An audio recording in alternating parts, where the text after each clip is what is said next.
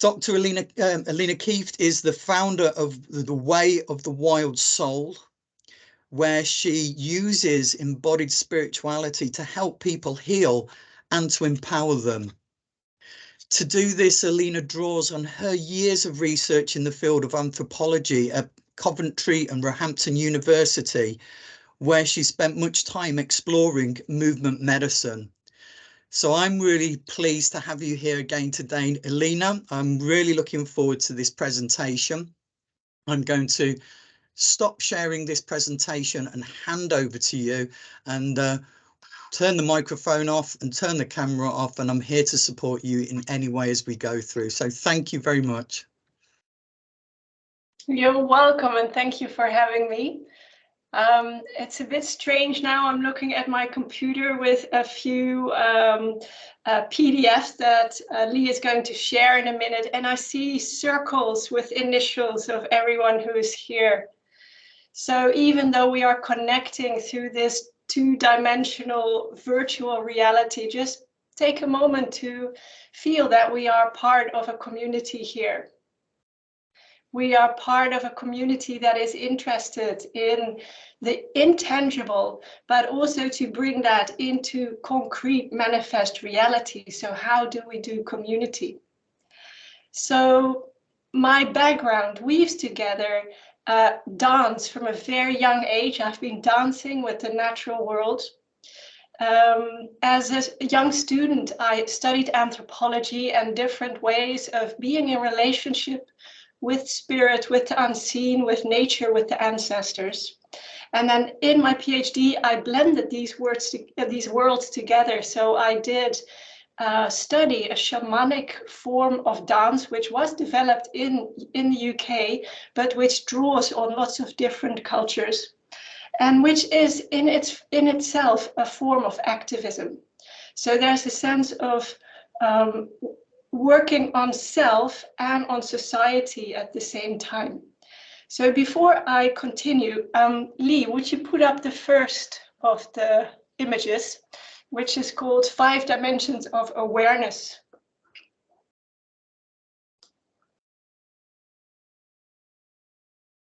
Okay, so as we are waiting for that image, this is a sort of sense of circular awareness where we start from the self, but that doesn't mean that the self is in the center, but this is the body and the being that we know and that we live in. So that's why I place that in the center.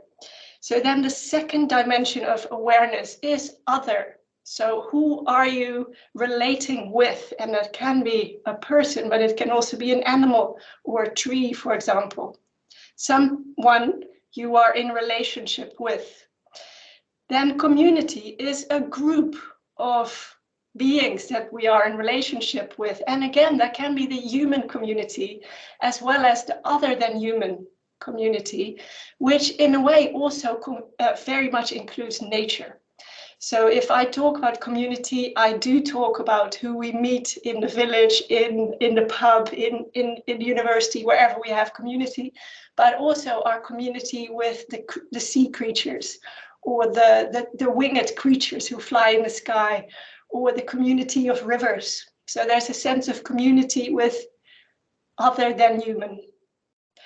That touches on what I'm going to speak about today, is the animist way of looking at life. It's seeing everything around us as imbued with spirit. And I'll talk more about what I mean with that. And then beyond that, the 5th dimension of the great mystery.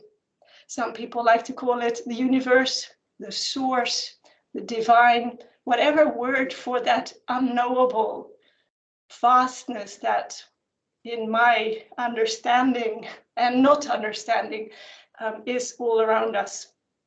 So we'll come back to these 5 dimensions of self, other, community, spirit, and the mystery. Now, before we go a little bit further, can you put up the second image, Lee? Which is the layers within the self, because we are speaking about quite big topics here. We're talking about spirit and self and society. What do these words mean? So in terms of self, again, I think we are made up of many different layers in ourselves. We're just waiting for another image here. And these are, they're physical, like our physical structure, the body, the muscles, the bones, the what you can touch. Then there's the emotional part of ourselves, the energy of our heart, the feelings we have, the way we experience life. Then there's the mental layer of our cognition, our intellect, but also our dreaming and our intuition. You know, these capacities of the mind that we don't really talk about a lot. Then again, a layer of social. We are social creatures, even if we're very introvert. We never exist just by ourselves. An energetic dimension, which I'll come back to in a minute, and a spiritual dimension as well, which kind of blend in each other. They kind of interweave, as all these layers do. But these are kind of, again, ways for me to make sense of a complex creature that the self is. So before we go on, no, actually, I would like to show the third diagram, Lee, with the luminous egg. Oh, you're quick. The luminous egg, the soul and the spirit. So perhaps some of you have encountered the system of chakras. It comes from India. It is a system of looking at energy centers in the body, and I've indicated them in little rainbow colors, roughly on the place where they're said to be. Now, in shamanic ways, we have, well, some people even say 13 chakras, but for tonight's purpose, let's talk about 9. So the 7 are they're very closely connected to our physical body, even though the 7th chakra is already our connection to the universe. We talk about the soul as part of our unique makeup, our unique constellation that makes you, you, that is unique to you. But I also, and this is a belief, that that's a part that might continue after we die and we come into another life, if that is what is happening. So the soul is unique to you. And then there is a 9th energy field, and that is spirit. And in that 9th field, we are all connected. So I would like to really focus to that difference, or call attention to that difference, like the soul, as I will use it today, is very much part of who you are and what you bring through in this life. And then the great spirit, or the mystery, that is the consciousness of one. So the unity consciousness, or the participation consciousness. So before we continue, I would like to invite you, and you can do this standing or seated. This is a bit strange because I will stand up and I can't really see how much of me you can see here, because I am very tiny there. But that's all good. Oh, good. What I would like to do is to invite you to raise your hands to shoulder height. You can also do this while you're seated. Just loosen your pelvis, your tailbone. Feel how far your arms stretch to the side. Then feel how far your arms stretch to the sky. And then open one hand in front and one to the back. And then just play with that sense of space around you. That is the luminous egg, or the energy field around your body. So you can move in that. This is your personal energy field. And sometimes when we're in a busy tube, we know someone is uncomfortably close. We know, oh, this is really coming very close. That is because they're part of the energy that is around our body. Now in Qigong, which is a movement style from China, we work with energy, and you can feel the electromagnetic field sometimes between your hands. You can imagine a ball between your hands, and you can move that ball around that luminous egg. So really using the body to become aware of this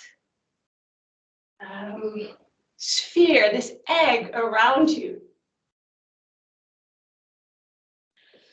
And then from the space around you, I'd like to draw the energy back inside. So kind of bring your arms closer, bring your awareness inside and bring it deep inside your body to connect with self. So perhaps you feel your life force, you feel the warmth of your hands, or perhaps a bit of your neck hair standing on end because it might be a bit of an unusual exercise. Feeling into the space inside your body.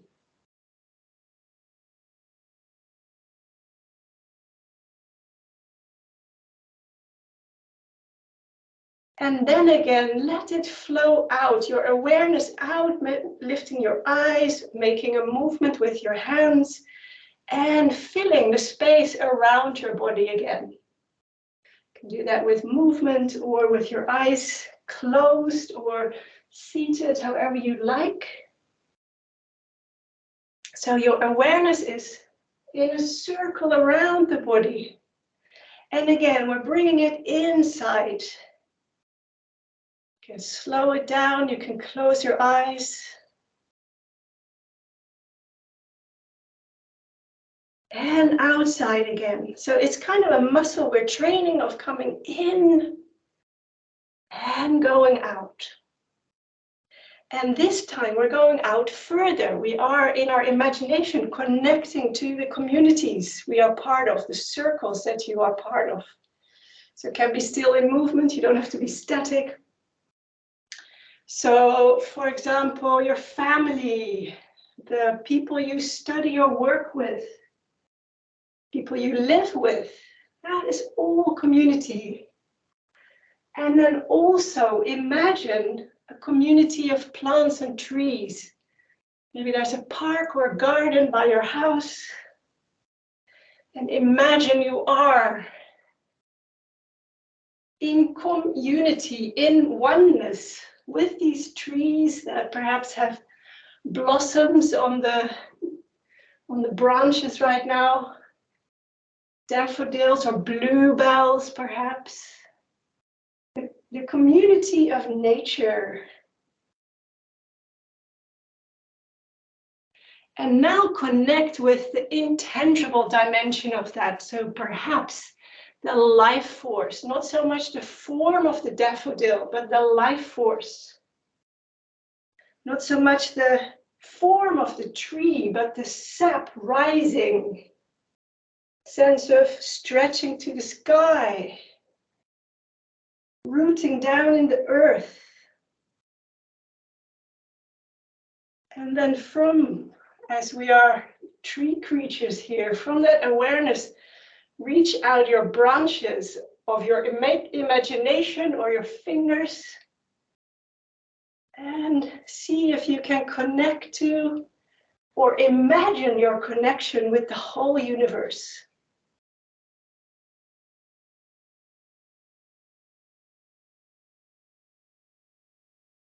And really, this is a sense of coming into relationship with awareness. Then we pull back from the universal consciousness into the intangible spirit, the life force, the formlessness behind the form. We come closer again to the actual form of things, the salmon in the river, the bird flying, the actual creature, our dog, our cat, our human creatures that we share this life with. Back into the space just around our body. This is the space for connection between self and other.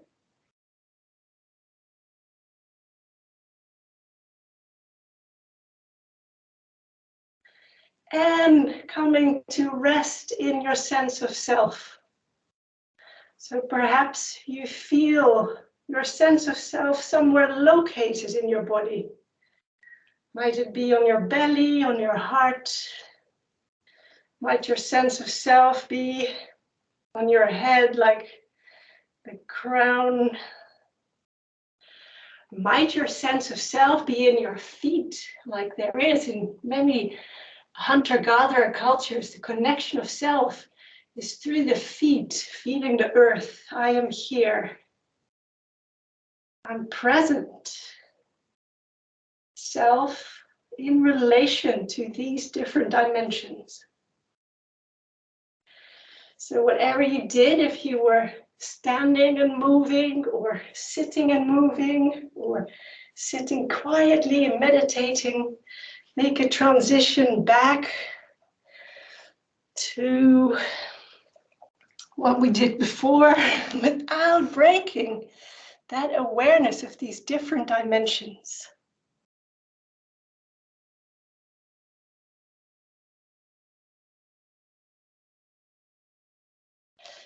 And I have spoken about these different layers and the coming into relationship with.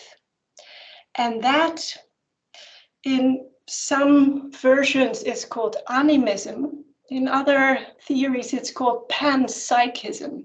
They are very connected. They consider them both the animate and the inanimate world as unspirited. What does that mean? It means a recognition of the life force, the soul or the spirit, or in panpsychism, they speak of mind or consciousness. And this is a bit of a stretch for most of us Westerners, because especially it relates to inanimate objects as well. So how can a stone have consciousness, right? So this is a whole layer of exploration, of coming into relationship with a creature or a being. And for me, over the years, this has become as concrete as picking up the phone and ringing a friend. So it's really an intention of making a connection, and that is really all it takes. So forgot to take that here, but I have a stone. I think I showed this to Lee in another class as well. This stone was really the start of my shamanic explorations.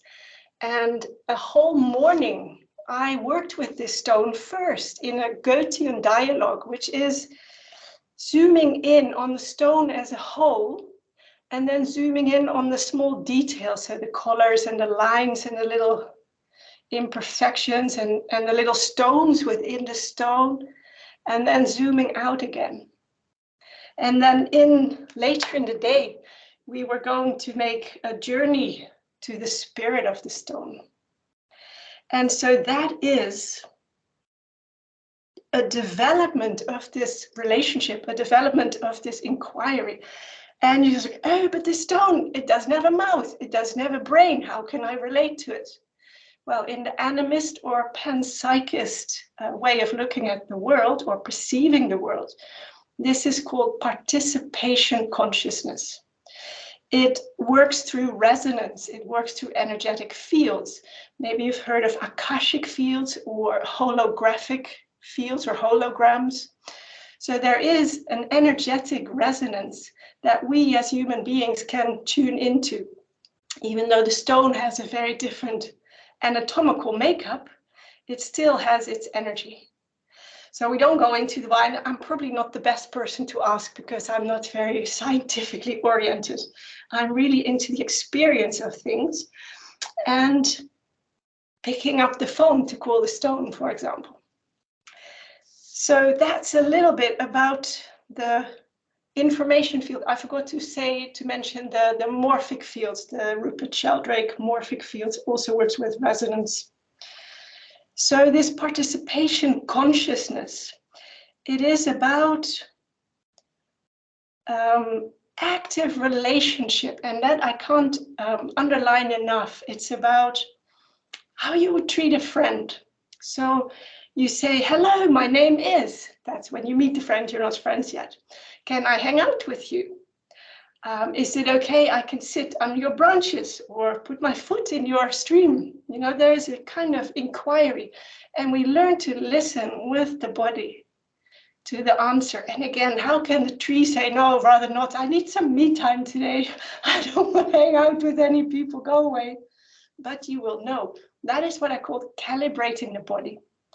So we learn to listen into the interior perception of the body. So the sensations, the heat qualities, a feeling maybe of opening or closing, and this is really unique to all of us, much like we hear music differently or watch a painting differently. So when you tune into these other layers of self, these are the more energetic and spiritual layers of the self, we start to observe subtle differences. And you will know when a creature says, no, not now. And then you respect that and you say, okay, I'll come back another time if that's okay. So it's about building relationship and in a way showing up. And I think that is something in our modern, fast-paced, demanding life. It's a lot about having to do it now. It's about deadlines and finishing things and projects. And it's really easy to fall out of a stage of being because we're always doing. So in a way, for me, the quest, I like that you guys included the word finding spirit in self and society. It's a quest. It starts with slowing down. Initially, I called it slowing down to feeling level so that you can actually have a chance to feel and perceive what is actually going on inside you and around you and how you relate to that. And then I come back to those dimensions of the self, because we can have cognitive perceptions about things. We have opinions and judgments, and we can be like, either this is right, that's wrong, that's okay, that's not okay. The heart has often a very different story. Again, the body has a very different story. And then I think it's about looking for a sense of fluidity, one in these different layers inside ourselves, and then bringing all of that wondrous and sometimes scary package of self into these dimensions of awareness, into these relationships with these other, I don't know, dimensions. No, it's not the right word. I was looking for another word. Circles, other creatures that we share this planet with.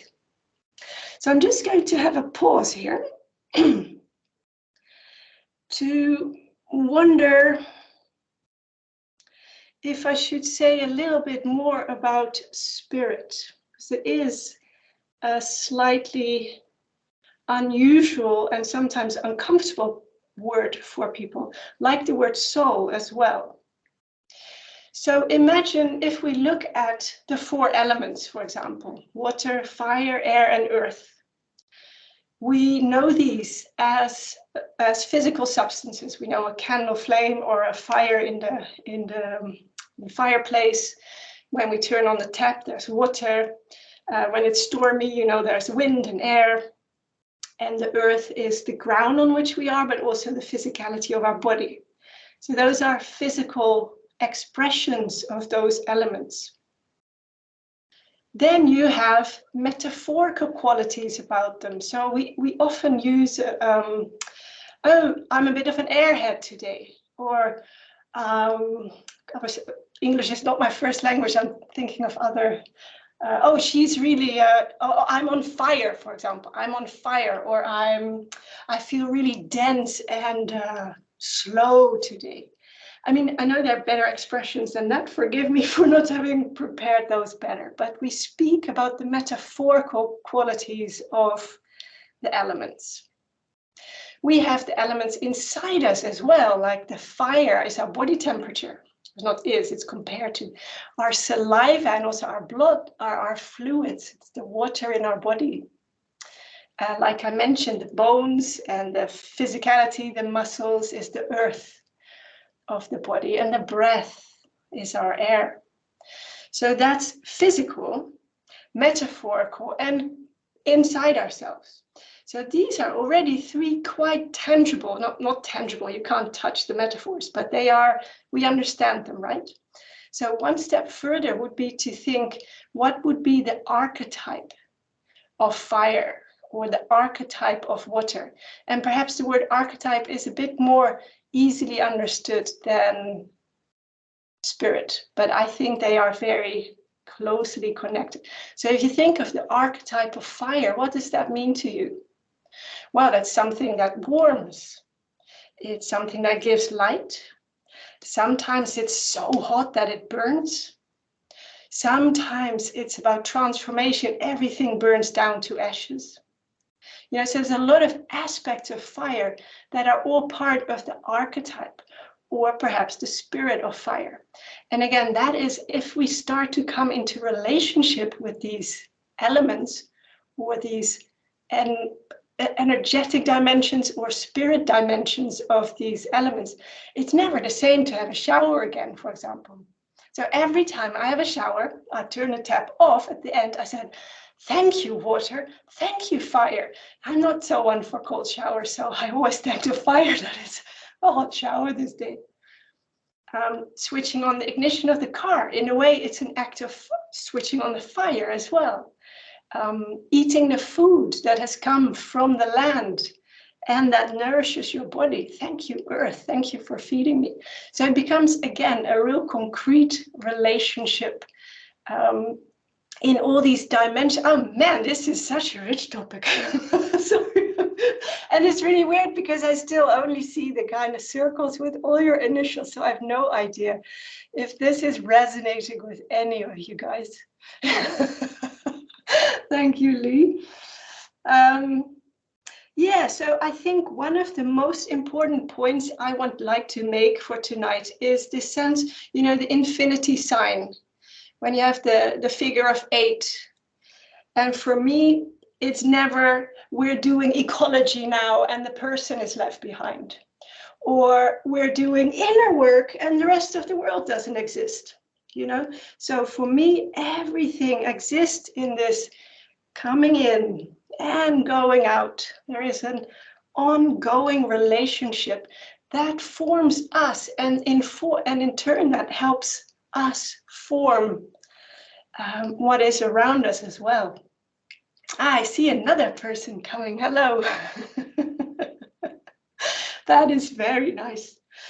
Yes, because it is, yeah. Oh, that's lovely. Oh, everyone is coming in now. That is very nice to see some faces. Yeah, seeing some light on your faces and in your eyes. And this is the life force that we're touching on. This is what we can sparkle in each other. This is what we can ignite in ourselves. And I was just wondering, something Lee said in the beginning made me think of the concept of walking in beauty. The sense of walking in integrity and creating beauty with every step around you. So do what you do with attention. You know, when you come into a toilet, try to leave it just a little bit nicer than you find it. You know, those things kind of bring attention into the very practical everyday. It's for me really not about being away with the fairies. It's about making this an expression of what I perceive as the sacred. I think I'll stop there.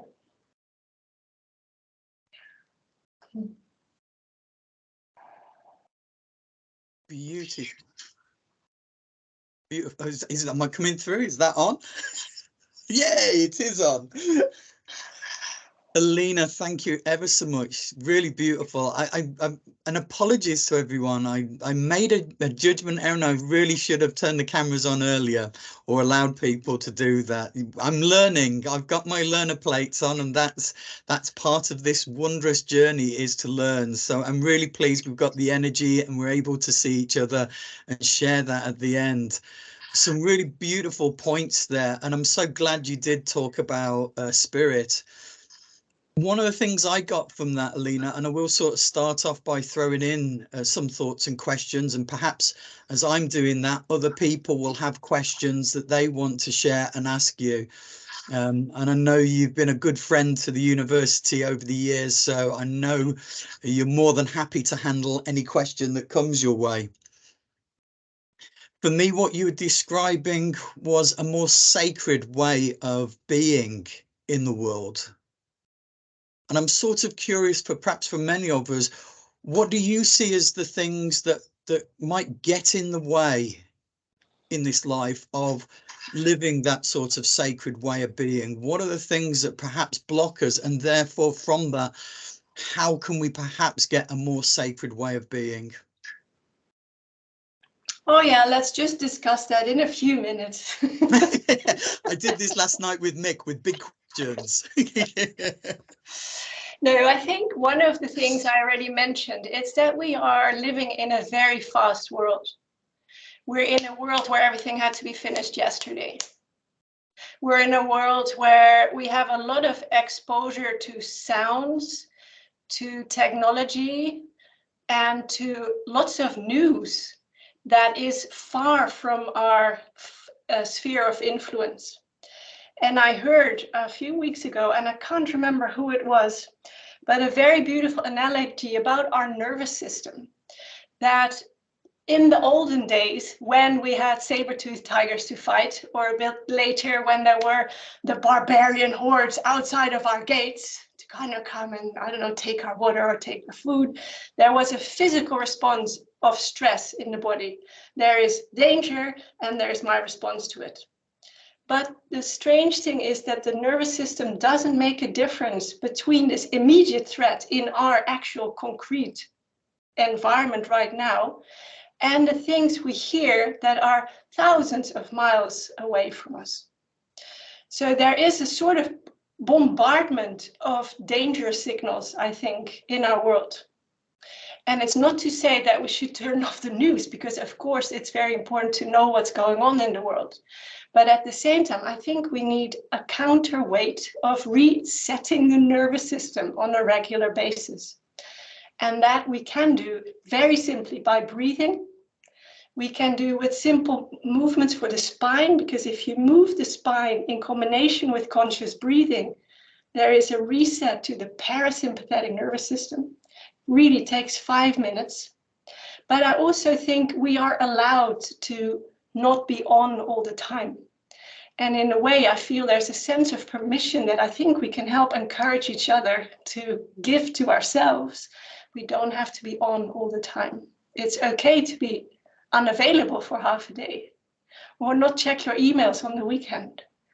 And of course, there are times when it's not okay, but what's the reset here? So I think all of us, we got a bit carried away in a culture that is taking a certain shape, a society that is, what's the word? Underlining, no, giving preference to a specific way of life, and then perhaps forgetting a little bit about the other. So, yes. Beautiful, thank you. So let me open up the microphones for people. If anybody wants to ask a question, you can either put that in the chat, or you can open the microphone and share that with Eline now. Matthew. So, yeah, thank you, Leah, and thank you, particularly Eline. I really enjoyed that. I wanted to ask you, first of all, I'm drawn. I can see Rachel on here, so I quite like I can see Rachel. Have a quick wave to Rachel in Boston there, who's in the same house as me. Just tell me, hi, Rach. But she'll know why I ask these questions where I go. The key word I'm thinking of is language. What are your thoughts around the role of language here, and particularly because you're talking about metaphor, and it was lovely actually, sort of, because you are, speaking in a second or third language or something, but searching for those words. Given the role of language in metaphor, is it fundamental to these kinds of ideas of exploring those core concepts of archetypes and all those things? So the key question is, what role do you see language plays in here? Something absolutely fundamental, or just part of something more complex? Make of that what you will. I think it is only important when we want to share with other humans what we experience. And then, of course, it's crucial, because how do we make sense of experience is by talking about it. So then our subjective experience becomes intersubjective. We share it with another. But for my conversation with the stone or the tree or the river, language is irrelevant. It's more of a feeling, a sensation, an atmosphere. And personally, I love language. And I felt for a long time quite out of my depth, because I'm Dutch, and my Dutch used to be very good. Then my English was kind of getting a bit better and a bit better. And my Dutch went downhill. And now I'm learning French. It's a third language. And my English is going out the window. And my Dutch, I can't even remember. And I felt really crappy about that, because I feel incompetent, and I feel, but you know, how can I speak about these difficult concepts? But in a way, it also gives me some creative license. I can play with words. I can use different metaphors or phrases. So I think it is very important as a vehicle of connection. And at the same time, again, well, that's really what I keep telling myself, not to get too hung up about the correct, you know, phrases for everything, or not daring to speak before you found the right words. So I think for me, it's really about connection, and that's a connection from the heart and from the spirit or the soul for me, which matters much more. And of course, the intention needs to be right. But there, yeah, I think, I don't know if that was sort of the angle you were looking at, but that would be my take on language. I think, yeah, well, lovely. And the fact that you were saying about not willing to speak until you find the right words, that's the way I ask the questions. I often know some key words there. It's putting words around it, but absolutely, they're speaking from the heart and so on. No, lovely. Thank you very much. You're welcome. Yeah.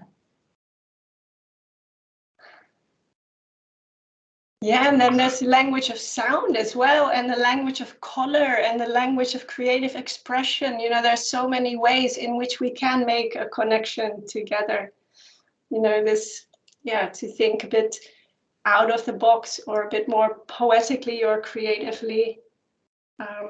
I think, again, maybe what Lee just asks, we are a very cognitive-based society. And I think both the spirit and the energy layers, and also the layers of the heart and the body, they've sort of, we're not really trained in how to express or experience even. So most of our training is very cognitive, which is great. And I think we also can learn to be more literate in other parts of ourselves, these other layers of ourselves. Absolutely beautiful. One of, oh. So part of what, this is from Piers, part of what you are describing is an inner language we learn to trust that gradually becomes an outer language. Yeah, beautiful. Yeah. Catriona, is that correct? Please feel free to ask. Hello, I'm just going to try and lower my hand digitally. Thank you so much for that presentation and the work. I come from a performing arts background. I lecture in acting, and I guess I in some ways I recognise what you're saying, because it feels like we work with student actors in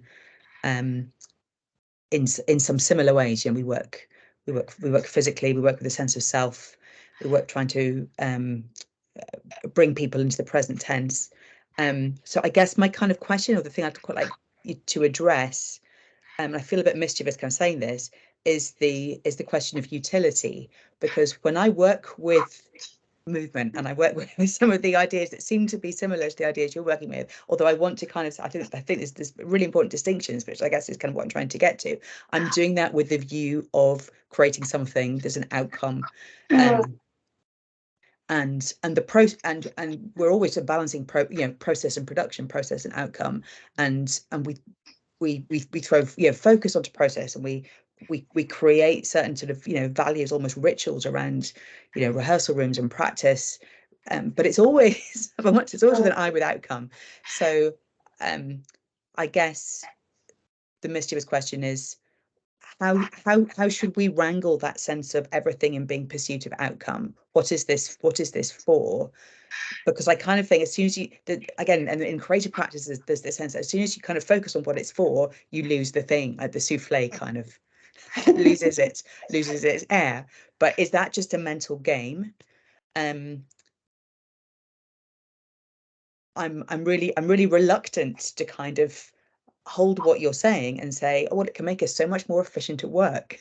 If we think spiritually for half an hour, but surely we're talking about something bigger than that. We're talking about shifting something. The work should move around. The world of work should move around your work.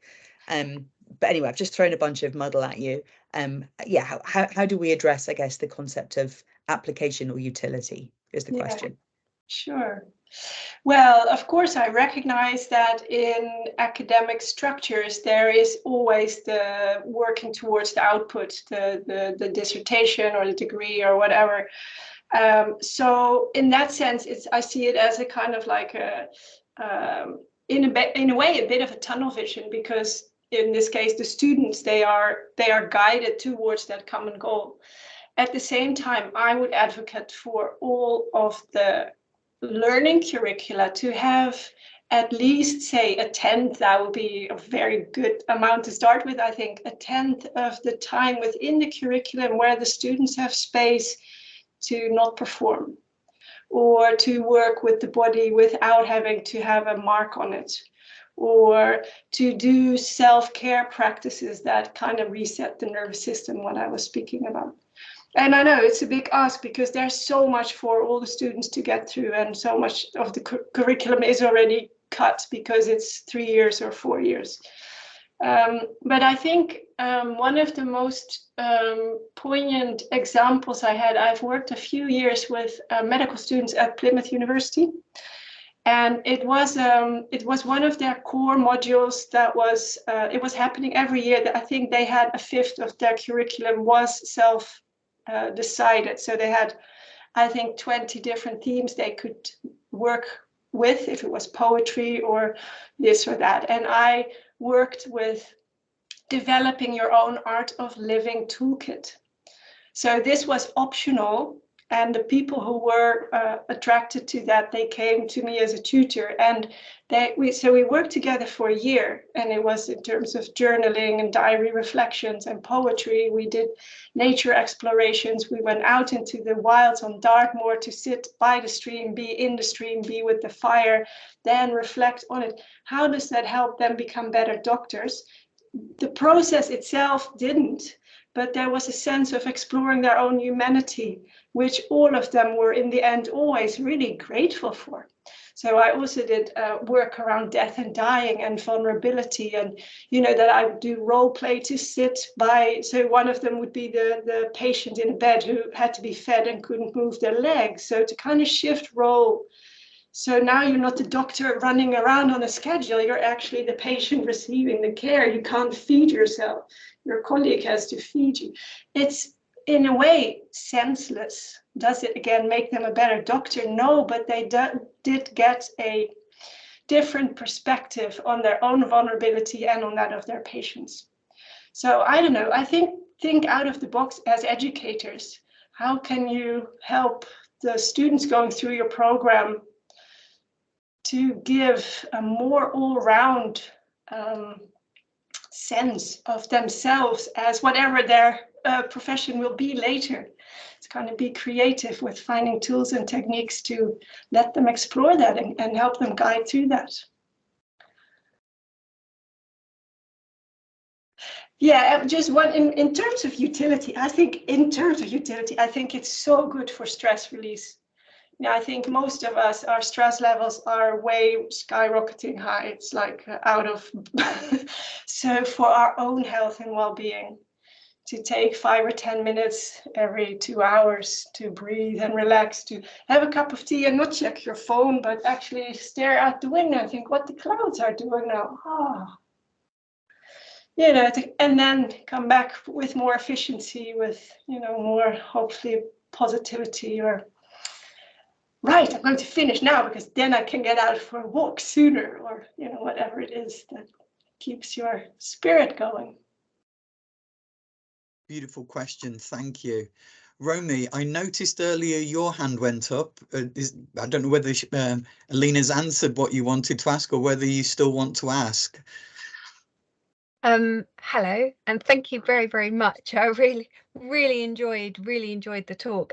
It was sort of a reflection of what you were talking about with everything moving so fast, and it just reminded me of the seasons and how there seems to be little time to reflect on our own connection with the seasons, and that even in one day we can be going through the seasons of spring and summer, and then the end of the day, and we're having there's so much rhythm within a day that when we're not mindful of it, we're losing, and then the stress levels go up. And as you were talking about connecting to nature outside, I was thinking of the connection of nature within ourselves and through those seasons, and how almost that isn't even spoken about sometimes. Within school, everything is external rather than bringing it in to our bodies. And as you were talking, all of these thoughts were coming up, and I just wanted to reflect that back to you and how that made me feel, which was really enjoyed your talk. Lovely. Thank you very much. Yeah, you're welcome. Beautiful. So we've probably got time for one more question, if I can find one there. Yes. Bernie. Hiya. Oh, you're muted. Muted. What am I like? Talking away. Hello. Thank you. Eline, I just want to say thank you so much for your excellent presentation. And I loved the way that when you were talking about the chakras and just about how like the 8th chakra linked to the soul and the 9 about connecting with everything. I just loved how you explained that. And so really it was, I didn't have a question. I just want to say thank you, and also to Lee and Matthew and Piers for this opportunity to be able to listen to you guys. So thank you. Bless you. Thank you. I'm going to have a little cheeky question, Eline, and I did this with Mick last night. And I think one of the important parts of the master's course that we've been developing is to not only have something that is academic and appeals to our intellectual side, but also in many ways it embodies what you've said, is bringing it down to earth and getting it into real life and ways of being and doing.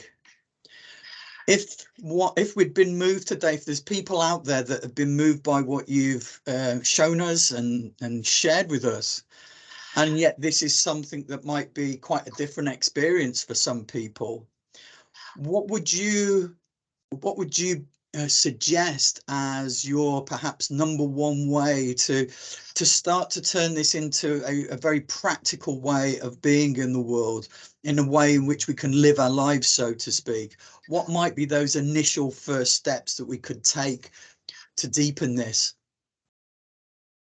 Well, to deepen this, that's a very interesting question. When you were talking, my first response would be to make a connection with your own backbone.